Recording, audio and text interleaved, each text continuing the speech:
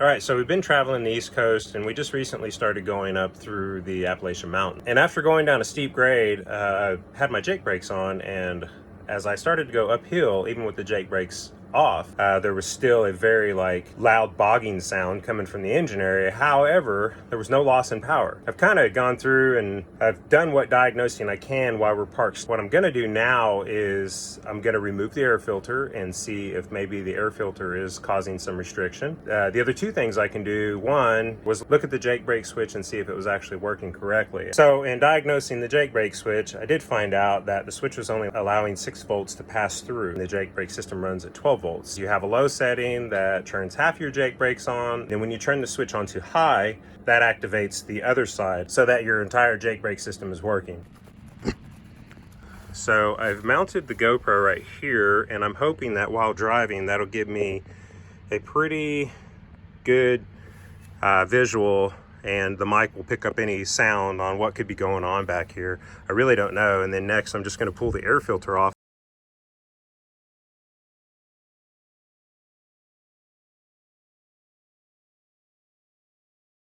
All right, so you can see here, it's pretty well, it might be done for, I don't know. Looking on the inside, inside's still pretty clean. It's got good white color to it, but about a year and a half ago, I did have the oil coolant line on our alternator busted, and we lost all 7 gallons of our oil inside of our engine bay. With that coating, all of this, and our Jeep, there are signs of that oil being inside that filter. You can actually see where it trickled down. You can see at the top here on the inside where the oil has ran down in different areas on the filter. You know, maybe the oil didn't completely penetrate all the way through, all the way around, but there's a good chance that some of that oil mist, I guess, could have been sucked in through the intake on the side of the bus over there. You know, maybe because the back of the bus was completely, it was really coated. I'm gonna get the bus fired up, let it warm up for a second, then I'll pull out front. We're gonna have a little video footage of me pulling out, and something tells me this turbo is gonna scream.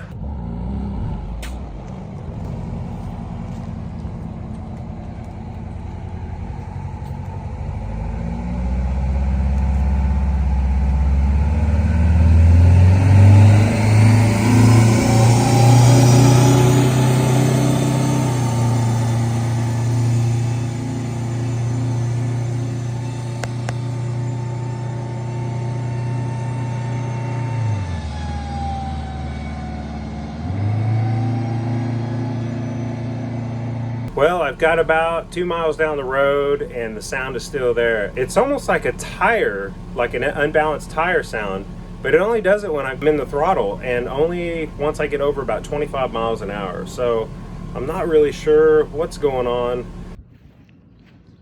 So many eagles. Definitely where all your used parts come from if you need some. So we just pulled into Goodson bus sales. Once I got on the highway and started hearing all the noise, just kind of getting sick to my stomach. So we were only about 25 miles from Goodson bus sales, and we decided to turn around here, and they just pulled the bus out and drove us over the pit real quick to see if they could diagnose it. And looking at the bearing grease, none of that was bad on my bogies like I had suspected. He actually said that he wouldn't even worry about those. Maybe the noise I think I've been hearing this whole time has actually been our dropbox. Once we got inside the garage, then they grabbed the actual drive shaft from the dropbox to the transmission, and you could actually jiggle it right at the top of the dropbox. There is a mechanic that can get to it today. However, he still, can't get the parts for a day, which they actually have the parts here at Goodson. To just pull me in and start working on the bus and get it done, that's a big deal.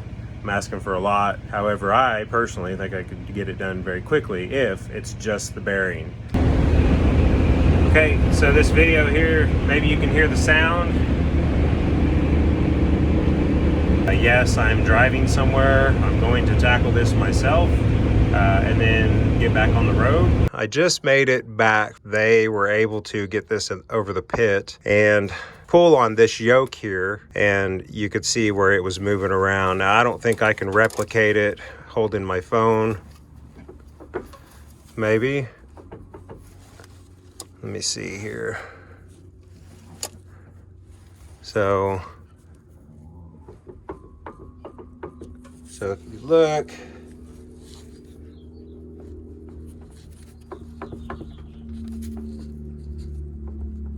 you can see that little play in there, and if I can get both hands on it, it's pretty nasty.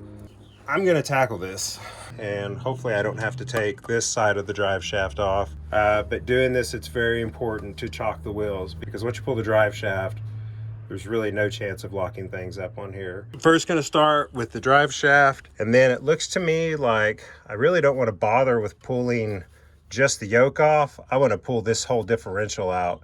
And if I can do that, then I can just take this to the mechanic, and with the parts, they can press everything I need in. Taking the drive shaft off, and I chose to remove the shaft from the actual U-joint here. Here is what those caps look like. So you do have little spline bearings in there, or little spider bearings as they call them, I guess. I'll have to re-grease these when I put them back in, and I'll just do that. But they're in pretty good shape, and really all I did is, once I got both caps off both sides, I just took my 2-pound sledge and I just started hitting the yoke right here until it drove the yoke this way. I had to maneuver this thing, move it around, and I was able to pull it off. And then the other side, I didn't have to take it out. I was able to just shift the U-joint here and then just maneuver the drive shaft off. Now this thing is heavy. It probably weighs about 60 pounds, maybe more. So just be careful with your fingers. But I did set it here out of the way. And now I've gotten all these bolts off and I've pulled this out. Really wasn't that difficult. I mean, I say that, you know, I'm okay with being underneath here on my knees. For someone else, it might be really bad. These, I was able to break them free with 3/8 wrench. So, and that's a 5/8 socket. These were 9/16. Those are 5/8. I'm hoping that I'll just be able to pull this out.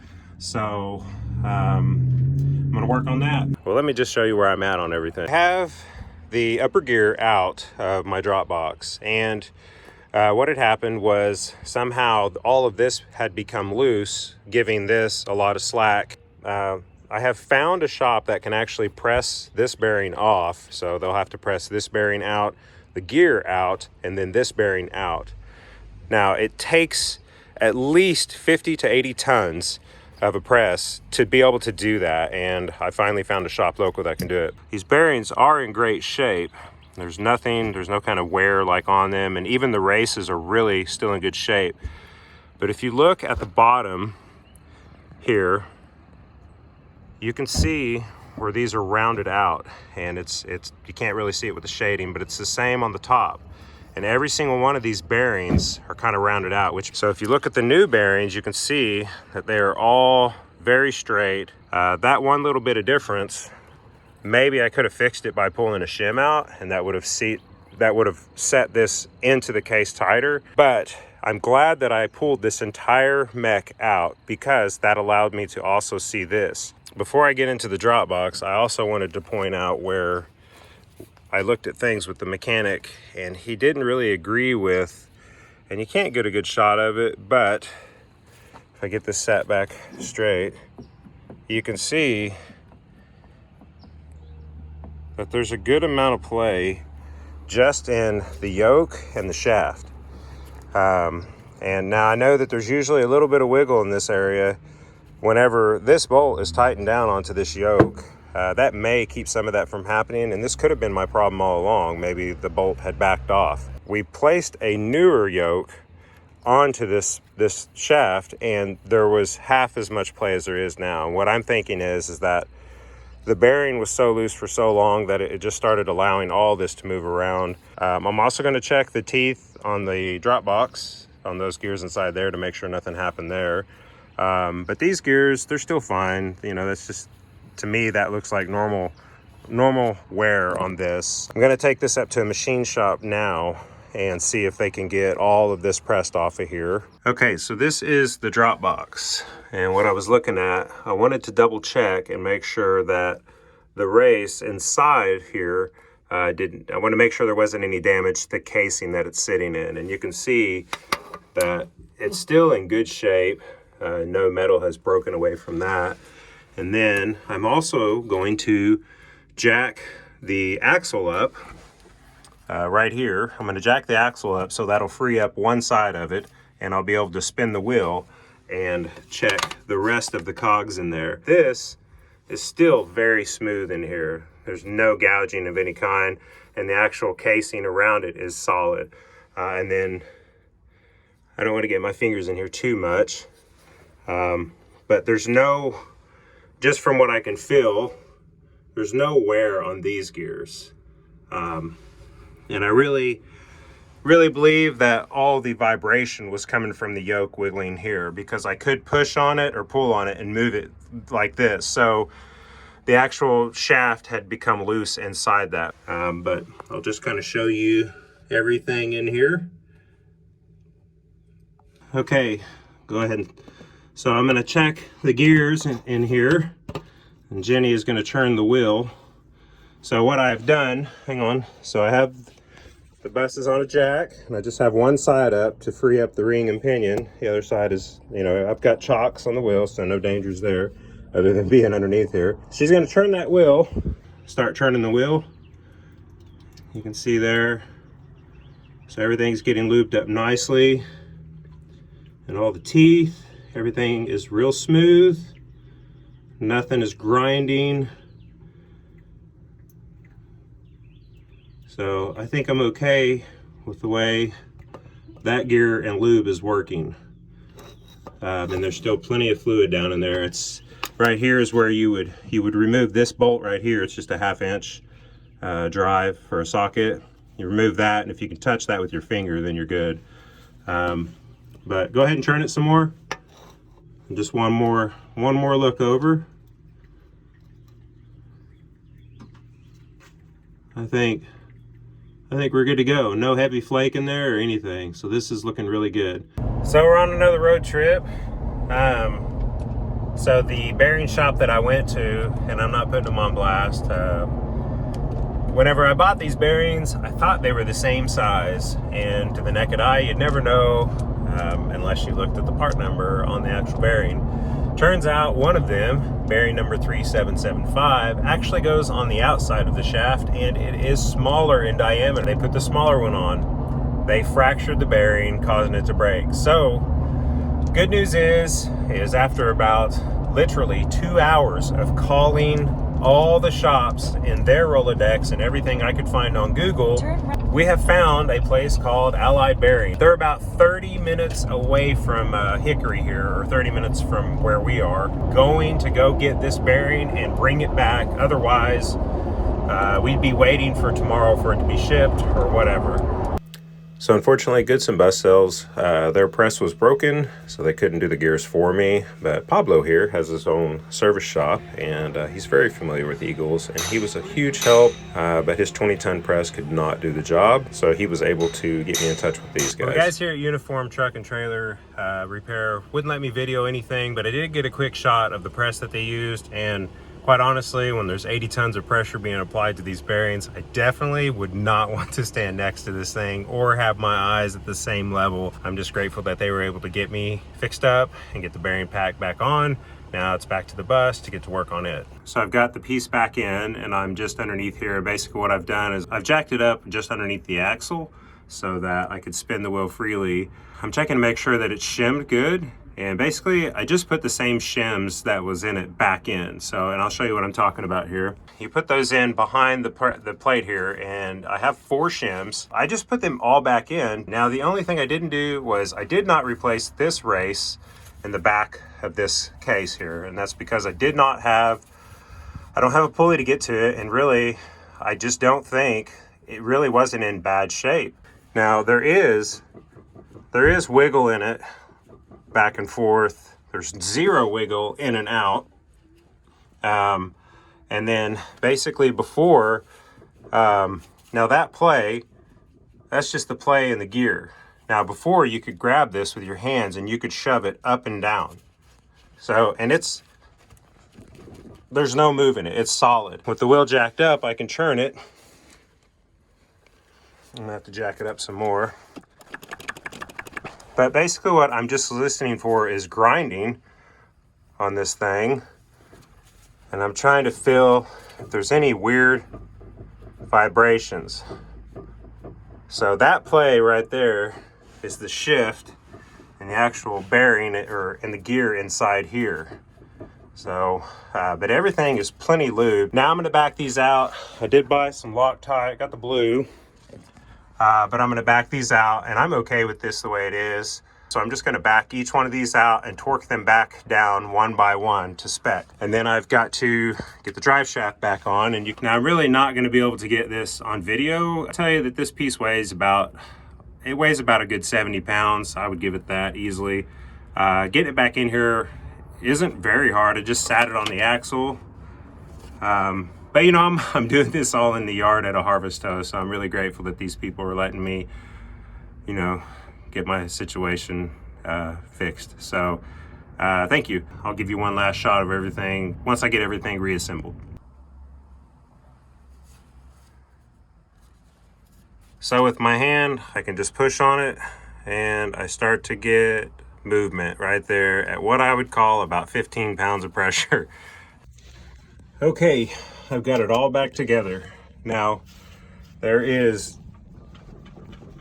zero play in this. There's zero lift, slack, everything. It's very solid. I'm pretty happy about it. Now I'll tell you, getting the U-joint caps back in, the easiest way I found to do it.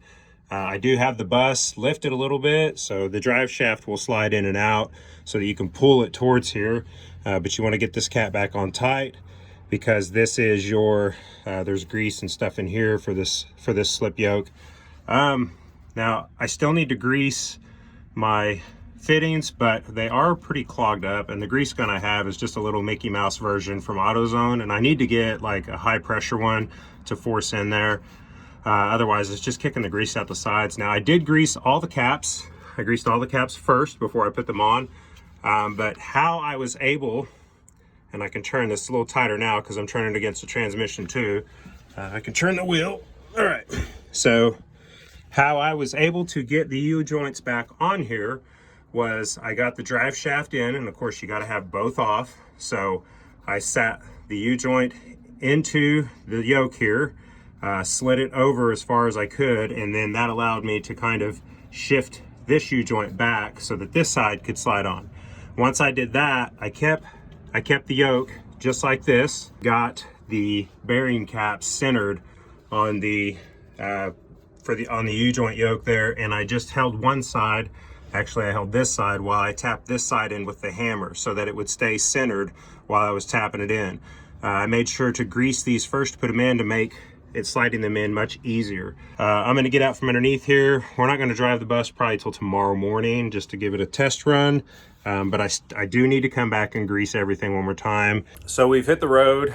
We've made it about 40 miles down the road, and the problem is still there. It still exists, only it's about half as bad as it was.